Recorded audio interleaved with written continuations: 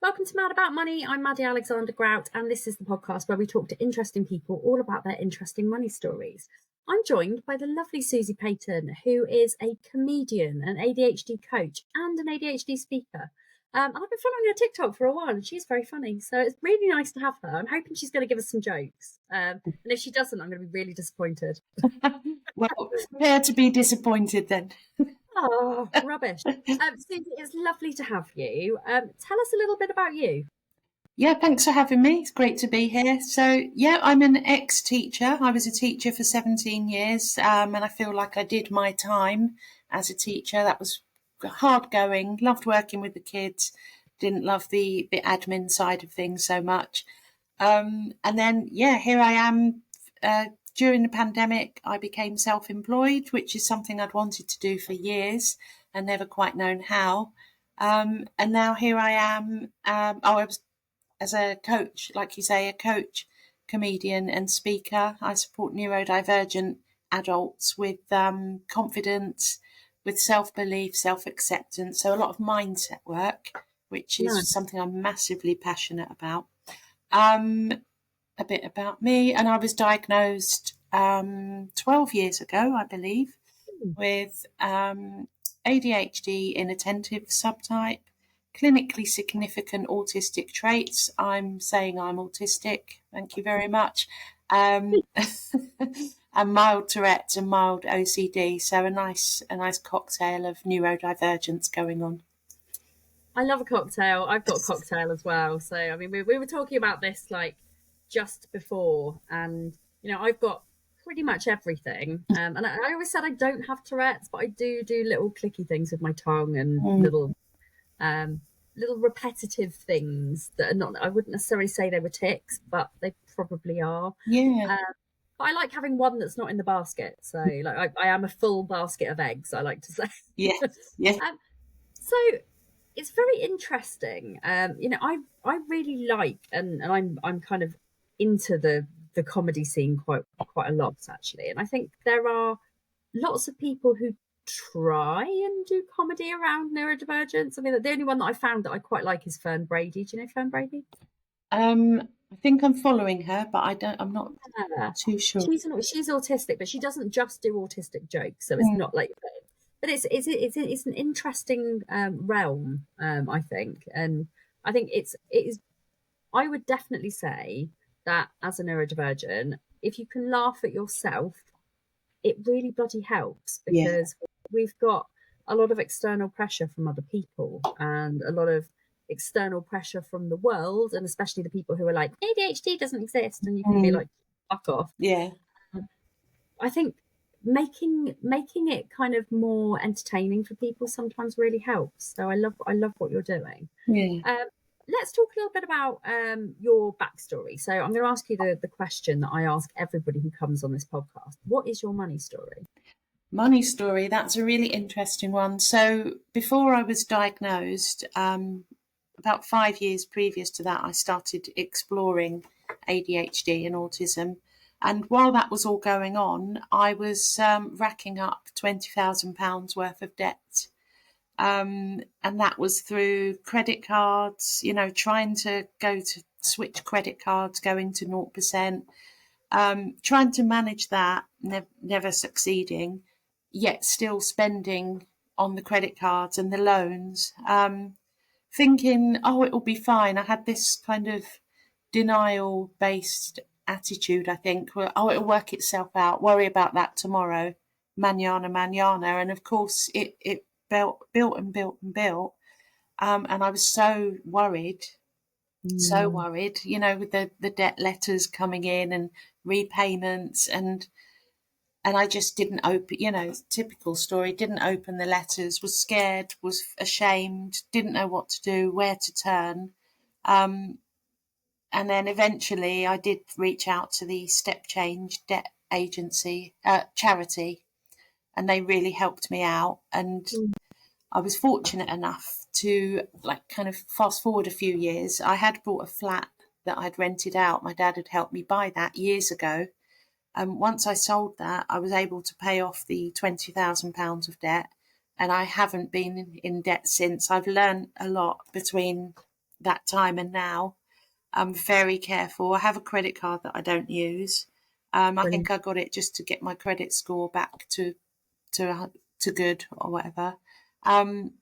But yeah, very different now with money. I can manage it much better, and I have a wife as well who is very good, very good. So yeah, Do you know, it helps, doesn't it, when you're like when you've got somebody in the relationship who is the good person with money. yeah, I always think that it's helpful to not say you're the bad person though, because you're not. yeah, But you've learned from the things that have happened. I think that's really important. yeah, I think me and my husband at one point we were both really bad. Like he had 30 grand of debt, I had 40. Like we were all both like, never had any money, and it was. But things have changed dramatically since my diagnosis, but yeah. also since he realised that he was bad at paying for things, and just because he's not very organised. Mm, Secretly, I still think that maybe there's a bit of ADHD in there somewhere, but yeah, he just refuses to admit it. right. But Yeah, when you know, right? exactly. Um, but that is really interesting. So, how do you guys manage your money now? Is it like, do you share responsibilities or? We just kind of we don't have a joint account, and that the only reason for that is just because it's a pain to set up. Yeah, right. Who can deal with that shit? Yeah, so we just kind of have our own accounts and um, sort of go halves on stuff. She, Yeah, that's what we do as yeah, well. I yeah, think it works for so many people, and I think actually it works for neurodivergents because as much as neurodivergents feel like they can be bad with money, if you try and give them a set of rules to follow or somebody else in the mix, that mm, actually can be quite complicated. So sometimes it's better to actually just split things down the middle and kind of do your own thing. yeah, And I always say everybody should do what is right for them and their family because yeah, everybody's got different circumstances, everybody's got different bills and all of that kind of stuff. yeah. So was there a time where you kind of thought this has got really out of control? What were the things that you did to kind of, apart from selling the flat, was there anything else that you did on that journey to try and help yourself be better with money? Um, Gosh, it seems like a lifetime ago now. What did I do? I did a budgeting activity through the StepChange, Brilliant. and that was just very enlightening in itself. You know, the fact that I don't know, I'd have a few haircuts a year, and then they calculated that to a monthly outgoing of a couple of Mm. pounds. I was like, that's just so alien to me. It's Yeah. not something I necessarily do still. It's just I have a haircut and there I go. You know, I don't think, oh, Your hair is pretty damn cool. So, like, I mean, that doesn't look like something you could maybe do yourself. no. Unless you were really bendy. Like, I don't know. Yeah, no, can't do that myself. But yeah, so that opened my eyes a lot about how much things actually cost. Yeah. Because I didn't really have a concept. And it's funny, I've just written a post today to go out on social media around how much shame I used to feel about being in all of that debt, Mm, and how I kind of now know that it's not a character flaw to have difficulties with maths and numbers. It's not a character flaw to have tricky, difficult executive functioning, yeah. to knowing when to pay, how to pay, all those steps involved. And there was another thing as well, memory, you know, all of that stuff. That's my brain challenges, which are there. I don't usually focus on them, but that's not a character flaw. So that's where the self Yeah. acceptance and compassion comes in. And That's, it's to get the help. I didn't realise I covered up how tricky I find maths, and it's only recently that I'm now able to say to my wife, can you check this for me? Can you check that for me? Because it's not that I don't trust myself. Like, I'm all about trusting myself, but I do get numbers confused. yeah. So asking for help and not feeling shame, that's taken a long time, but it's possible, you know? I think it's really hard when when you have more than one neurodivergent condition, because they all play off of each other, Yeah. but they also feed each other. Yeah. So, like, for example, like, the autism, and then dyspraxia, dyscalculia, like all of these things, they all feed into one another, and people Yeah. don't realize how much they coexist with each other, but also how much they take away. Yeah. So like when I was younger, like my autism showed up in terms of me being able to learn things like telephone numbers Mm. and telephone numbers, times tables, because of the fact that it was processed. Yeah. So I would be amazing at the processes, but actually say to me out of context. So if I'm like learning my times tables in a process, Yeah. perfect. Say to me like, what's 20 times 42 or whatever? I'm like, Yeah. I just can't do it. Yeah. Somebody's like, what's your phone number? And I still give them my phone number from when I was a child, because I'm like, I remember that one, because for Yeah. some reason I learned it off by heart. Yeah. And then you've got things where like exams. I mean, I got to an exam and I could know all of the maths things that I've ever learned, Mm. and it comes to the exam and I can't recall any of it. Yeah. If I see it written down, I know how to do it. But try and give me that process again, and I look at the exam paper, and like I came out of my GCSE maths with a C, Yeah. and I should have I was predicted an A, because I just couldn't do any of the stuff. My coursework was great, but I pretty much failed the exam, and it was only because my coursework was so good that I actually even got a good grade in any Yeah. way at all. I just didn't remember it. Like Yeah. I was thinking about, I don't, goodness knows why, but I was thinking about maths exams the other day, and probably just reflecting on how far I've come, because I trained to be a teacher, kind of, I was a mature student. I had the C in English, easy, but I had an E or an F in maths, so I had to take the exam a couple of times, and it was really hard going. I just about scraped through. Then went to PE college, and to get my qualified teacher status, we had to do another maths test, and I took it about 3 or 4 times, and literally that was the last possible time, and I thankfully managed to do it. But it's just not a reflection on my skills or abilities. But yeah. Do you think that you would have been helped more if you'd have known that you were struggling earlier on in Yeah. life? Yeah, and the ADHD and autism, I can see how they, back in the 80s wasn't really known about, and I can see how they would have been covered up, But the maths thing, they must have known. Well, I just couldn't do it, and all I was given. You were just stupid, right? I Yeah. mean, this is like I was in the bottom set for maths, Yeah. but it wasn't because I wasn't intelligent or I couldn't do it. I just couldn't physically do it. Like it wasn't processy enough. Mm. Like it didn't seem to. If there wasn't a rhyme or reason for something, I didn't get it. Yeah. So like I still to this day do not understand why schools teach Pythagoras' theorem. What the fuck has that got to do with the price of fish? When do you use it ever? Like you don't, do you? No. It's just one of those things that you just think, yeah, useless, really useless. Yeah, but I can tell you like where the positions of all the planets are, and I can tell you like anything that was a process that has an order to it, winner. Anything else, no, just doesn't seem. No, Really.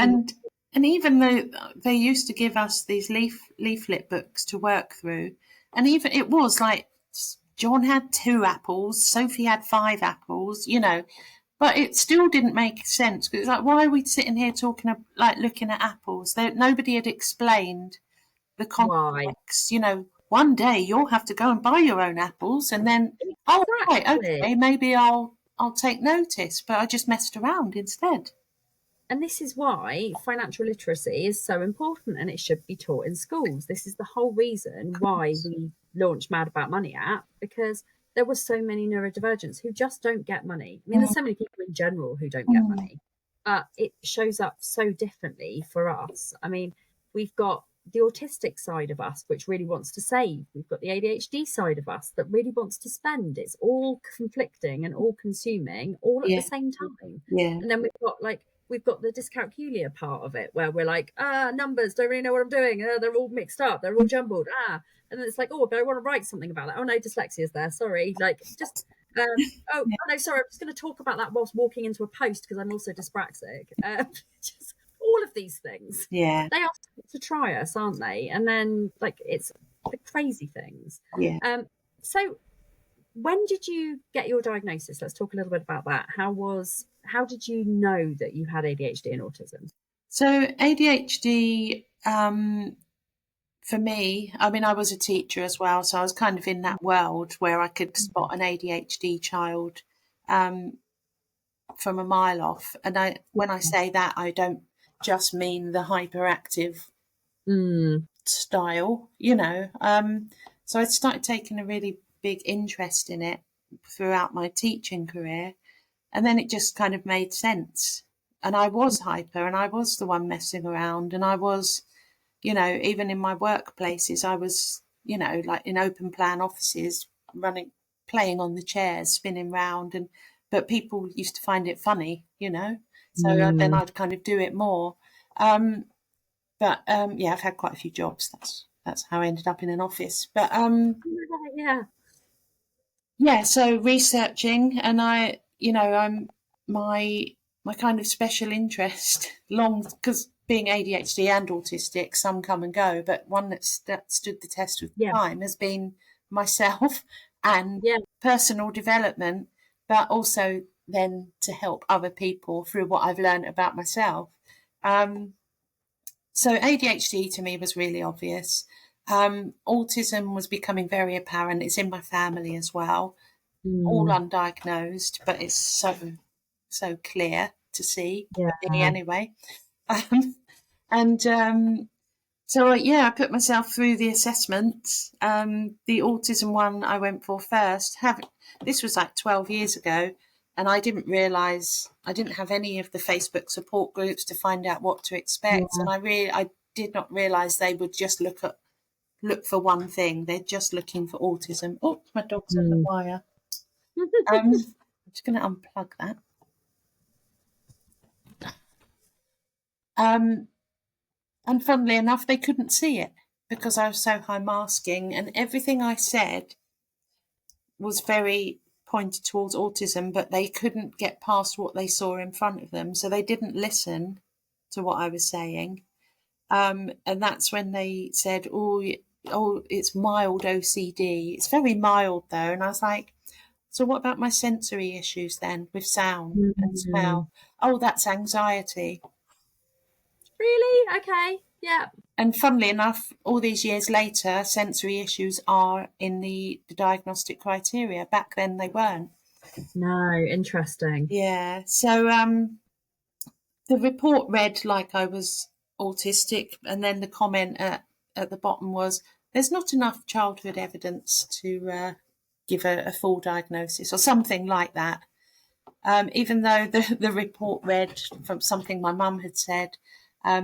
Yeah, when she was little, Susie used to line up all her teddies before bedtime. And if any of them fell over, she'd have to start lining them all up again. That was even in the report. There wasn't enough childhood evidence. Anyway, I then went for ADHD very separately. They were a bit more with it. And then that's when I got the ADHD diagnosis and the Tourette's as well.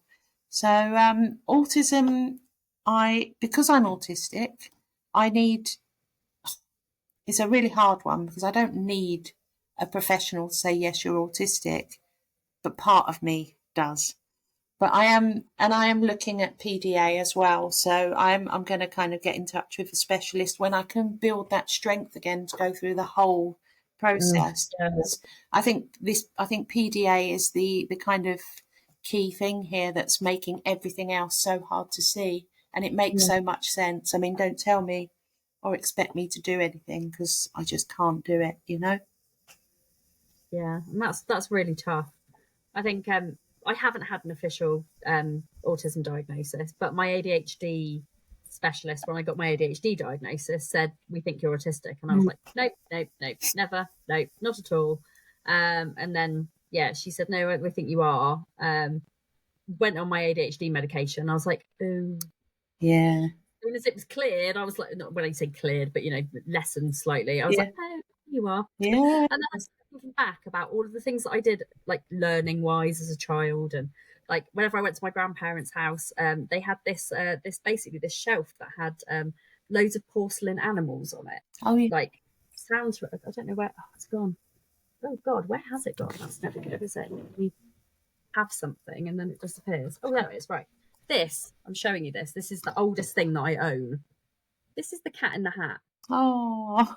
So this is, it actually has a massive crack down it because the other day I broke it, cried for about 7 hours, and my husband super glued it. Oh. It's very dusty. This was the last in the line of all of the little tiny ornaments that my grandparents used to have. Every single night before I went to bed, I had to kiss each one of them goodnight. Yeah. Every was the last one, and my grandpa said to me before he died, he said, "Would you like this? Because I know it means a lot to you." So this is the Cat in the Hat. Oh, I love that. I love that story as well. And the kissing thing, well, I used to, when I was much younger, when I when I kissed my parents goodnight, I would kiss them one cheek, and then 3 times on the lips. And that was a ritual, a routine. Yeah. Yeah. People don't realise how much autistic rituals are there. Yeah. I feel like actually I need to tell that story on TikTok. I feel like it needs to be a TikTok story. I Yeah. will do that. I love that. But it's really interesting, and I really never saw it because I thought, you know, I'm actually quite a sociable person. I'm the social butterfly. But what I've realised is actually the reason I'm a social butterfly is I can't stand talking to one person for longer than like 5 minutes because I get really uncomfortable. Yeah. So actually I'm a social butterfly because I move around so much because I'm so socially awkward. Yeah. I never thought about it before. And everyone's like, "Oh, but you're so sociable." I'm like, "Yeah, but it's because I get bored of you." Yes. So I just talk to other people. Yeah. It's weird. Yeah. Amazing. So let's talk a little bit about the comedy. How did you get into doing that? So, yeah, that was something that was a bit of a surprise to me. I mean, I've always had a mischievous sense of humour, but it's always been around my family and close friends. I love a practical joke, you know. But when I was I working, hate being on the receiving end of a practical joke. yeah, As an ADHD autistic person, don't fucking practical joke me. Never. Not fun. Yeah, 12 or so years ago, 13, whatever, time's a bit of a abstract concept. I was working for this lovely organisation. So it was kind of a teaching job, but not in a school. I was going into schools and delivering workshops, well, short courses to groups of 10 students. And it was just lovely, primaries and secondaries. It was amazing. So it was all the lovely parts of teaching without all the yucky parts. And really nice because you get to go into different schools. So that this organisation said to me, find any courses you want to do to help you with your role. So I just found this comedy course in Brighton, improv, and I was like, that sounds interesting and terrifying at the same time. Basically, I went along. I was terrified. I nearly ran out of there. You know, I was so scared, and did my first scene, which was kind of in a graveyard with someone else, pretending we're in a graveyard digging graves, and we just, as you do. yeah, as you do, making up random stuff as we were going along. Everyone was laughing, and I was like, this is great. I was hooked on the improv. And then I met people through improv who were also stand-up comedians, and I was like, oh, okay, I'm going to try that. So I was on stand-up circuit for 3 years, consistently. And, you know, I was comparing, really loving it, but terrified at the same time. That never really went. And then I stopped doing stand-up around about the time my mum died. So that's probably no coincidence there. Kept on with the improv. Then I started teaching improv. And then in this past year, I've gone back to stand-up. And now I'm combining it with my public speaking about ADHD and autism, combining it with my stories about ADHD mishaps, where it's got me into some tricky situations and some funny situations, spreading the word about neurodivergence and how people are amazing, and then, you know, helping them realise how amazing they are. And then combining it with the comedy. So I've combined all the things I'm passionate about and now living that world. I love that. That's really cool. I think that a lot of neurodivergent people have very quirky sense of humours. Mm. I find a lot of stuff that is funny, so funny that it makes me cry. Mm. But my husband will be like looking at me going, why is that funny? Yeah. But then the same thing, he will show like neurotypical comedy versus neurodivergent comedy. He'll show me like stuff like Peter Kay. I don't get it. Yeah. Literally don't get it. I'm like, that guy is not funny. Who laughs at the word garlic bread? I mean, like, why is that funny? It's not. In my mind, I'm like, no, that's not funny. Yeah. But then take somebody like who's witty, like Jimmy Carr, and I'm like, yes, I like that. That's good. Yeah. So for me, it has to be witty, kind of not sarcastic because I don't get sarcasm. But I find that I don't understand a lot of humour, and I think that's quite a common autistic trait. How does that relate to your audience? Do you find that people get you? Yeah, I do mostly, but I'm just curious because something you just said about humour, not always getting it, but I'm wondering if that is because it's not because you don't get it, it's because it's not funny, like Maybe. garlic bread. Do you know what I mean? It's just because the majority of the population find a certain person funny doesn't make Yeah, it funny. Do you know what I mean? Because humour is so personal and so subjective. it is. Yeah, that is very true. Yeah. I mean, there are a lot of comedians that I really really love, but there are also a lot that I just don't get. Like, I mean, David Walliams, Matt Lucas, that kind of humour. Again, don't get it. I literally, bloody Catherine Tate. No, again, not my cup of tea. Yeah. And I think it's just that my brain operates differently, and I find different things funny. And but that is very very telling of everybody, because I talk about this a lot. Like, no matter whether you've got neurodivergent conditions or you're a neurotypical, our brains still work differently, and everybody has different interests and different tastes, etc. Yeah. But my husband always, like, I kind of feel like he's like, why don't you find that funny? And I'm like, because it's not funny. Yeah. Yeah. But he pushes me and it pisses me off, and I'm like, why? Yeah. Why are you trying to force me to find something funny which is just bland and not funny at all? Yeah. And it's good. I mean, it's good that you say it's just not funny, because a lot of people will kind of, mould themselves and pretend it's funny and then not be true to themselves, which is really sad as well. Yeah. Like, I don't laugh if something's not funny. No. But if something is really funny, I'll laugh so hard till I cry, and then I'll physically cry because my hormones are so all over the place that I can't cry without physical crying. But that's just the way that my perimenopause shows up. Yeah. Yeah, to add to the mix. Yeah. But All fun and games. It's an interesting concept, isn't it? Thinking about how people like different things. Yeah, and I did, and to answer the second bit of your question, I put together 2 events called ADHD The Experience, and it was the last one. I mean, they were both amazing. They got big very quickly, and I had 8 stand-up comedians and 3 speakers. And I had 75 people in the audience, all neurodivergent, and all of the comedians and speakers were neurodivergent. And it was the most amazing evening. People felt comfortable. The comedian said it was their best gig ever, which didn't occur to me that would be a thing.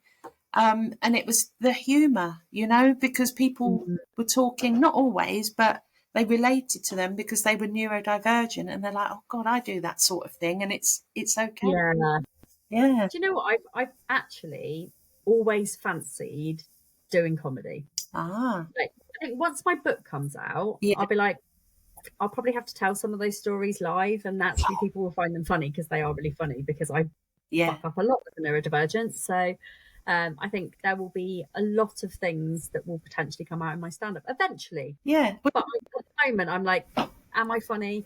Because a lot of people find me hilarious, but very, very few and far between. I think my comedy is very much neurodivergent friendly. It's not for neurotypicals in any way, shape, or form. And most of my friends are neurotypical.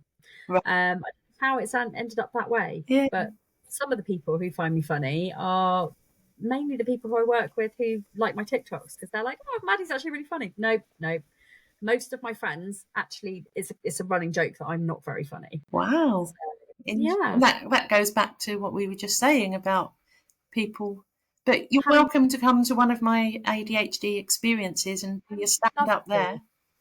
I would absolutely love to. Like, Yeah, that is definitely on my list. yeah. So let's talk a little bit about the like what you're doing now. So like the ADHD coaching and the speaking. How do people work with you? So yeah, I have like a few spaces for one-to-one coaching because I do a variety of things. I don't spend all my time coaching because then that wouldn't be, That would be boring, right? yeah. So I have a, Exactly the same. I'm like, nope, no more room for one-to-one clients. Nope, yeah, I'm full up. yeah, People are like, you've got space in it. Nope, nope, nope. That's for sleeping. Done. yeah, yeah. So yeah, like I say, I work with one-to-one with neurodivergent adults, all genders, um, to kind of really embrace who they are, with their strengths to overcome the challenges. And I'm very big on mindset and confidence. Being a performer, I've come from a nervous, scaredy performer to somebody that now really feels truly confident, and it's a very different feeling. And I want to pass that on. Love it. I work a lot on RSD, self belief, and self esteem.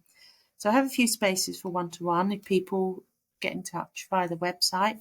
But what I'm really promoting this month is my 3 shows in the Brighton Fringe Festival.